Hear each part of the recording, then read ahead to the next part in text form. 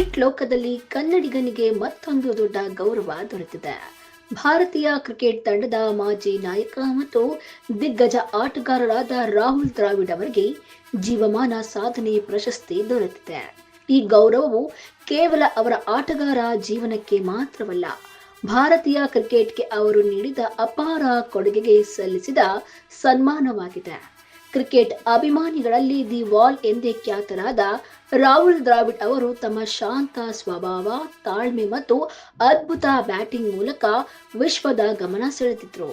ಭಾರತ ತಂಡ ಸಂಕಷ್ಟದಲ್ಲಿದ್ದಾಗಲೇ ಕ್ರೀಸ್ನಲ್ಲಿ ಗಟ್ಟಿ ಗೋಡೆಯಂತೆ ನಿಂತು ತಂಡವನ್ನು ರಕ್ಷಿಸುತ್ತಿದ್ದ ಕಾರಣ ಅವರಿಗೆ ದಿ ವಾಲ್ ಎಂಬ ಬಿರುದು ಕೂಡ ದೊರೆತಿದೆ.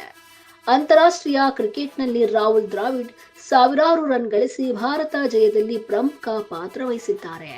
ಟೆಸ್ಟ್ ಮತ್ತು ಏಕದಿನ ಪಂದ್ಯಗಳಲ್ಲಿ ಹಲವು ಸ್ಮರಣೀಯ ಇನ್ನಿಂಗ್ಸ್ಗಳನ್ನು ಆಡಿದ ಇವರು ಭಾರತ ಕ್ರಿಕೆಟ್ ಇತಿಹಾಸದಲ್ಲಿ ಮಹತ್ವದ ಸ್ಥಾನ ಪಡೆದಿದ್ದಾರೆ.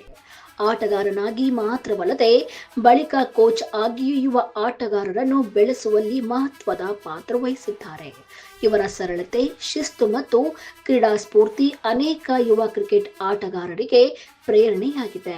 ಇಂತಹ ಮಹಾನ್ ಕ್ರಿಕೆಟ್ ದಿಗ್ಗಜನಿಗೆ ಜೀವಮಾನ ಸಾಧನೆ ಪ್ರಶಸ್ತಿ ದೊರೆತಿರುವುದು ಕನ್ನಡಿಗರಿಗೂ ಹಾಗೂ ಭಾರತೀಯ ಕ್ರಿಕೆಟ್ ಅಭಿಮಾನಿಗಳಿಗೂ ಹೆಮ್ಮೆಯ ವಿಷಯವಾಗಿದೆ.